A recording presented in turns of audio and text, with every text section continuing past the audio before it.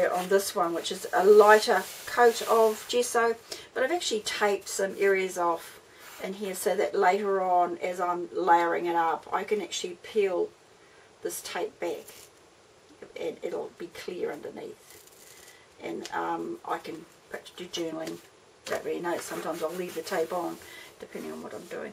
It's all about using gesso. This is the layout of the gesso page that you saw where I had actually put tape through it.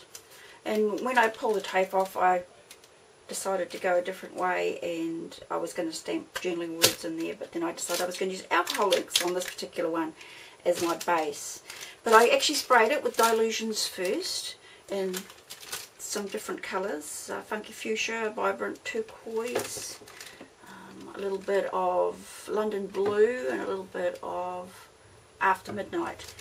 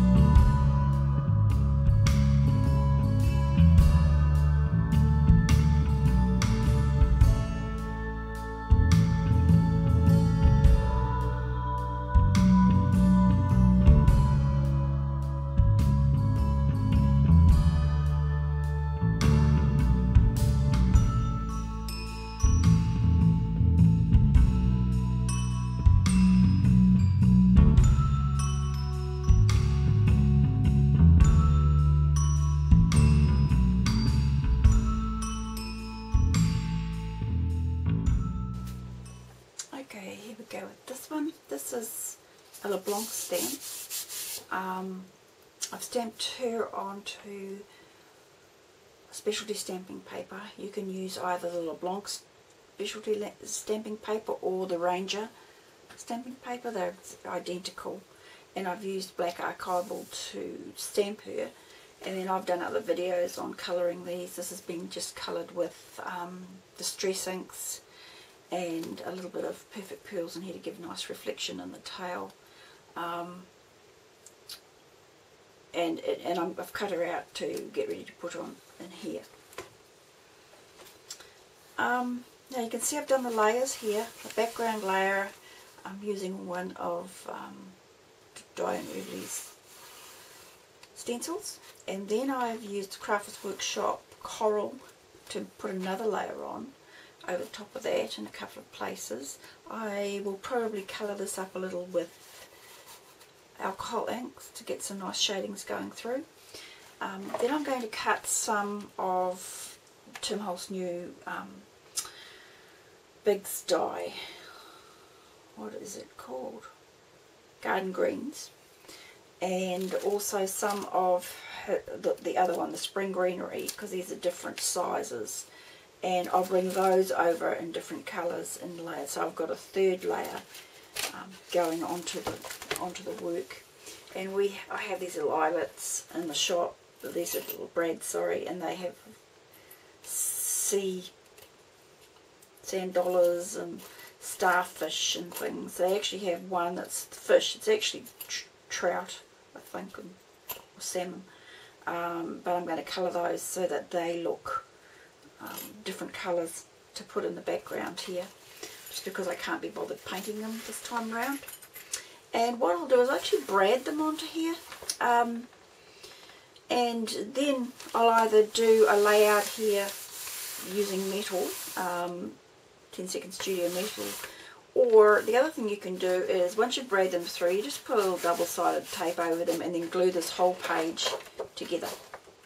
so that you end up with all those brads in behind. You can make them part of this next page if you so wish, or you can just glue it together so that you've got no worries and you can go on to another page.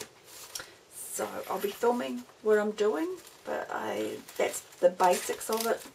I'll also be doing some texturing back in here, and I'm probably going to put, again, one of my favourite things to do is to use embossing powders, and just to get a sandy effect in through here to anchor the work.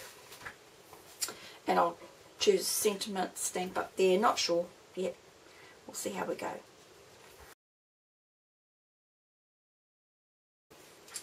This was just a random piece of card that I've been picking up ink with, and I thought I'd just colour it up with the Distress Ink tea dye and use it to help cut some of these that might go nicely in the background. I often do this with things. This is another one, just a spare bit that's been sprayed. I'll cut some out of that too and see what we end up with.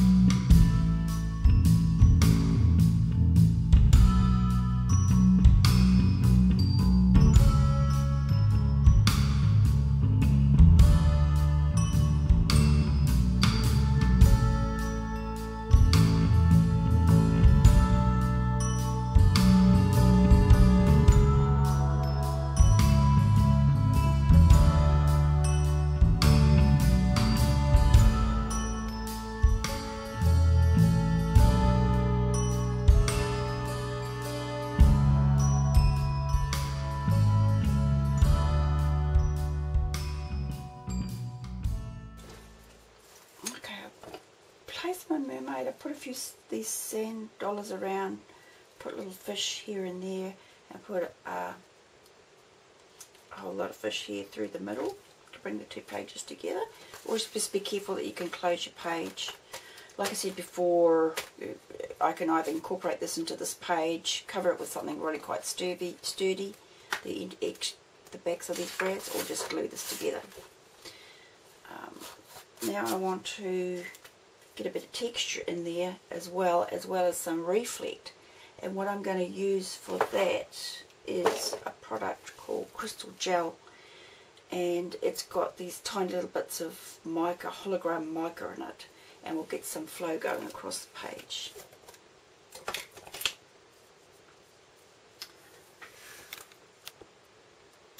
I don't know whether you can see that very well, but it's really pretty stuff. It dries clear and looks great on your page.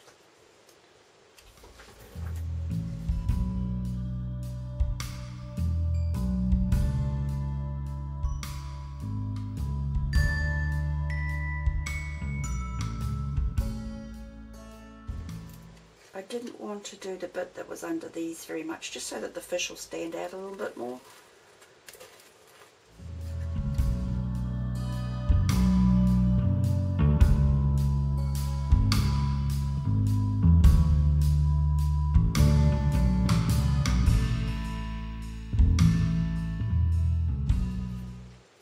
Okay, should be enough of that. This gives a truly wonderful effect, and almost looks like shells and reflect. Another cool thing to do is to actually use one of your, there's a Crafters Workshop stencil that looks very much like bubbles, and a really cool thing to do in a layout, because I've put this crystal gel on, I don't need to, but is to put some bubbles in there. And a even better thing to do is to put your use UT to put it through, because it's a truly thick glass effect.